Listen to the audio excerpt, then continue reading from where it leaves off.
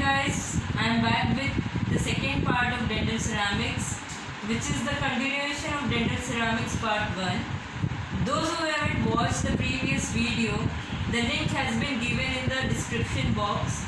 So before starting with part 2, let's have a quick review of what we have seen in part 1.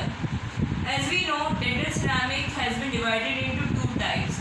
One is crystalline and the other one is non-crystalline. और crystalline के अंदर क्या आता है, quartz आता है, और non crystalline के अंदर फ्यूज सिलिका आता है. सो जो हमारा क्रिस्टलाइन फॉर्म था उसका जो मेल्टिंग पॉइंट था बहुत कम था. क्वार्ट्ज का जो मेल्टिंग पॉइंट था इट वाज क्वाइट लेस, और जिसकी वजह से उसकी स्ट्रेंथ भी क्या थी, कम थी. और जो नॉन क्रिस्टलाइन फॉर्म था उसके अंडर में आता है फ्यूज सिलिका.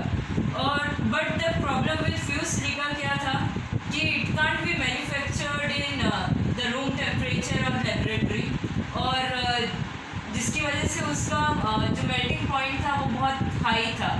सो हमको क्या करना था, उसका मेल्टिंग पॉइंट कम करने के लिए वी एडेड ग्लास मॉडिफायर्स. और ग्लास मॉडिफायर्स क्या थे हमारे, they were the carbonates of sodium, potassium and calcium. So जब हमने फ्यूज सिलिका में ग्लास मॉडिफायर ऐड किया तो जो फ्यूजन टेम्परेचर है, that is the melting temperature of fuse silica, वो कम हो गया. सो let's begin with dental ceramics part 2. So what we did guys, we added glass modifiers to reduce the fusion temperature of fused silica up to some extent. But the question may arise, we could have added more glass modifiers to bring the fusion temperature up to the fusion temperature of metal, but it wasn't feasible. Why it was not feasible?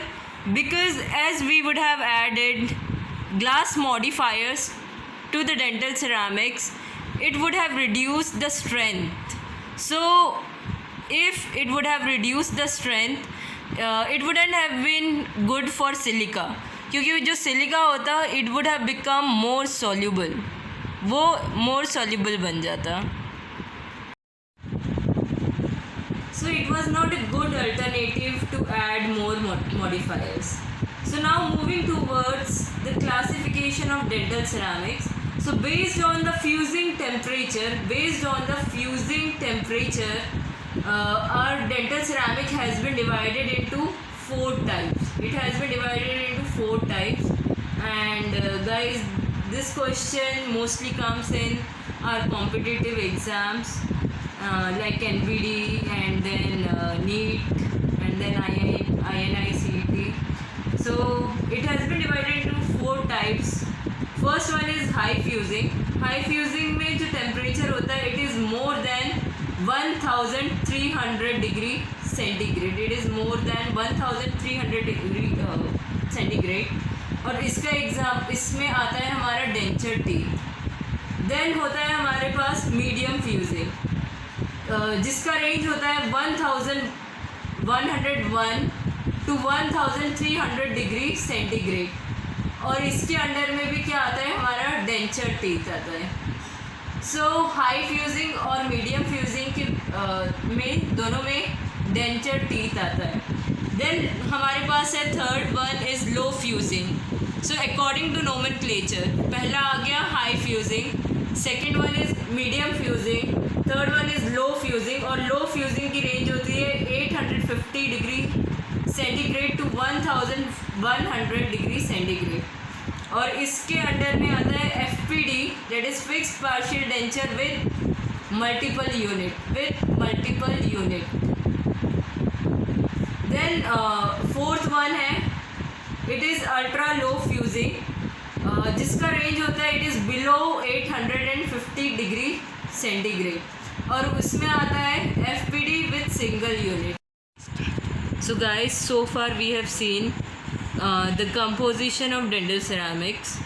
पहला था dental ceramics बनाने के लिए major component हमारा होता है fused silica, जिसमें हमने ग्लास मॉडिफायर्स ऐड किया सो दैट जो फ्यूज्ड सिलिका का फ्यूजन टेम्परेचर है वो कम हो जाए.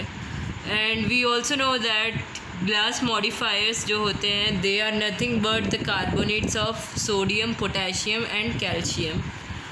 Now we are going to see other materials which are involved in the composition of dental ceramics. So the third one is feldspar. Feldspar is nothing but the potassium aluminium silicate. It is nothing but the potassium aluminium silicate. And fourth component होता है boric oxide. Boric oxide का भी काम क्या होता है, it acts as a glass modifier. फिर fifth component होता है पिगमेंट्स. और ये पिगमेंट्स कैसे आते हैं, बेसिकली हम जो डेंटल सिरामिक्स है उसकी कंपोजिशन में हम मेटल ऑक्साइड्स ऐड करते हैं.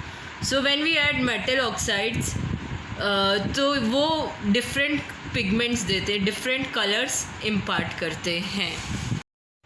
So moving towards feldspar which is our third component guys. तो एज वी ऑल नो कि जो फेल्डस्पार होता है it is potassium aluminium silicate. तो हम फेल्डस्पार को क्या करते हैं, वी हीट इट. हम फेल्डस्पार को हीट देते हैं, हीट करते हैं. जब हम हीट देते हैं फेल्डस्पार को तो जो हमारा फेल्डस्पार है it goes under glass phase.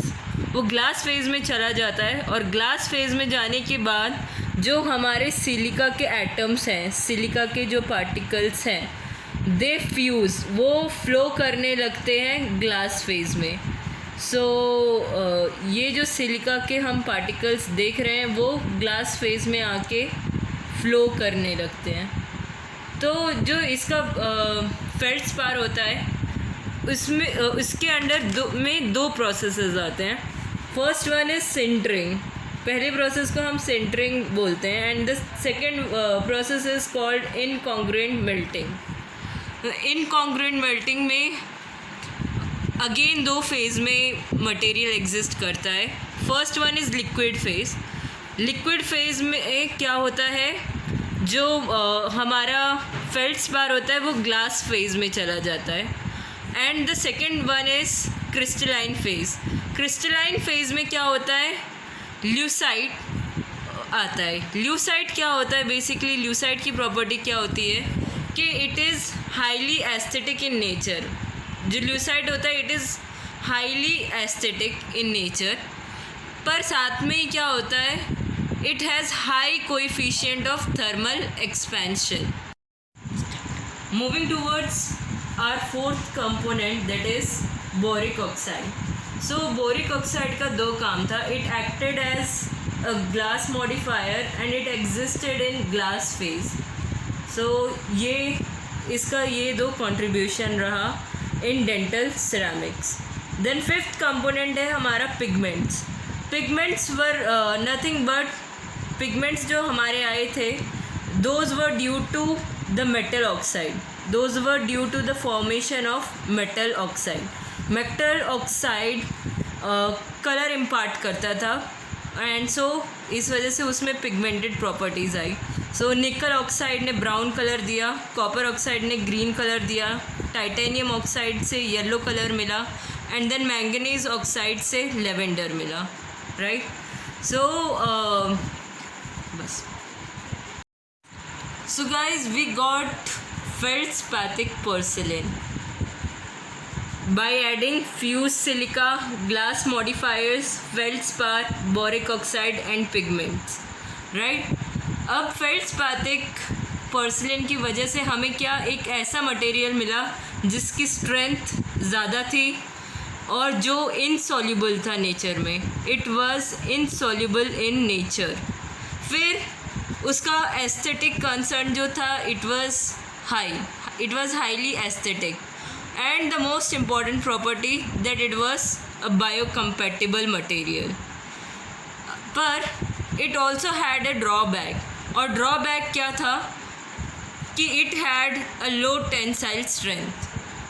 Although उसका कंप्रेसिव स्ट्रेंथ ज़्यादा था but it had a low tensile strength, जिसकी वजह से जो फेल्डस्पैथिक पोर्सिलेन था हमारा, it use to get fracture easily.